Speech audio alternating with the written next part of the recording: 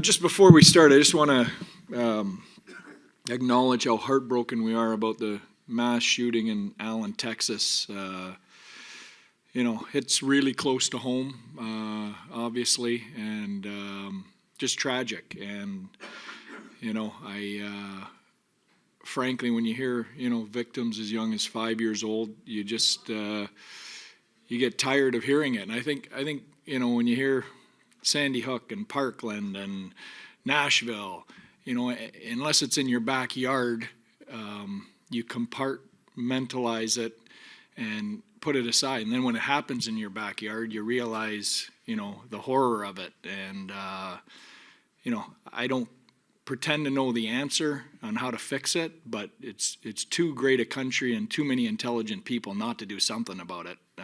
So just horrific. Anyway.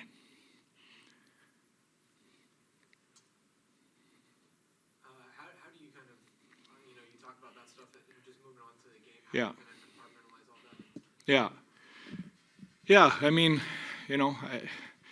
I don't know. I mean, it's it's tough to think about games when you wake up to headlines like that, and we shop there. I mean, that's probably, and I don't have the words for it. I just, there has to be some answers. Somebody has to have some answers for it. So you shop there. Have you been there before? Yeah. That mall, family's been there. Family shops there. Players go there. We got an East Coast League team that plays out of there 5 minutes from there. Just tragic. Yeah.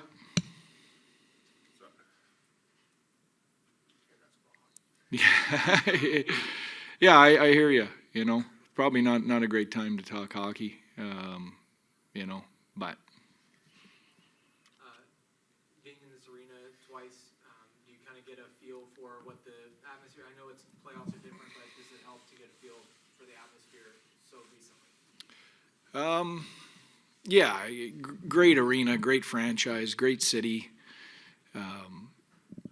Great energy in here. We came in here late in the season for a back-to-back. Beautiful building, so it's an exciting place to play, and I know our guys are excited to play tonight. You won twice here. You've had a good road record. Teams around the league have had good road records. I know we kind of ask this question all the time, but already in the league, we tied the same number of road wins as all the playoffs last year. Yeah. Do you have any theories on why? You know what? I don't. I just think I think the parity in the league, we've talked about it for years, but it's unprecedented. I think there's 7 teams in the Western Conference with 100+ points. So the margins are razor thin. I mean, it goes back. The old rinks used to have a distinct home ice advantage. Chicago Arena, where Sharpie played, or some of those rinks, there was a distinct home ice advantage. I don't think there is anymore. Sometimes it's easier to play on the road.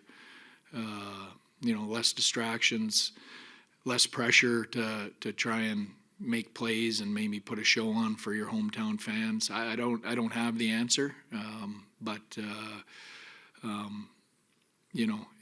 I don't think it's an accident. I don't think it's an aberration. I think it's that's real.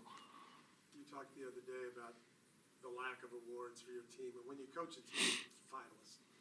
When you coach a team that has 108 points, breaks a bunch of team records, do you just kind of feel like somebody's deserving of something, and in particular, probably Miro?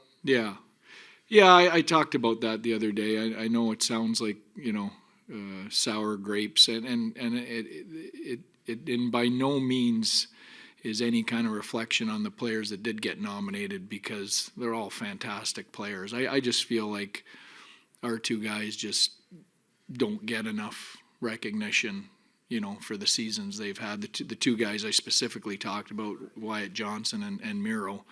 I think I just felt like I wanted to toot their horns because I think they deserve it. With Miro doing what he did in scoring this year, do you see a more complete defenseman? I think he's always been a complete defenseman. I think he's kind of at the intersection of his career now, where maturity, opportunity to run a first power play, opportunity to be a number one and play 27 to 29 minutes a night. I think those have all come together kind of this year for him, and so I think that's what you're seeing. I think he's always been really solid in his own end. I think the offensive piece was just waiting to kind of emerge. How important has face-off been for you? I think both on the power play and penalty kill. Luke, Yeah. you, I think, last game where he basically won both and Yeah. dragged off like. Yeah, it's a critical piece. It's a critical piece of our game. I think every team's built with strengths, and that's been a strength of the Dallas Stars before I got here. I think this year it's gone to an elite level. It's always been really, really good. I think we were one in the league this year, right? So I think the guys take a lot of pride in it. I think it affects all parts of our game, starting with the puck, 5-on-5, penalty kill, power play. Really, really underrated, important part of the game for us. And the lefty-righty thing, is that a big part of it?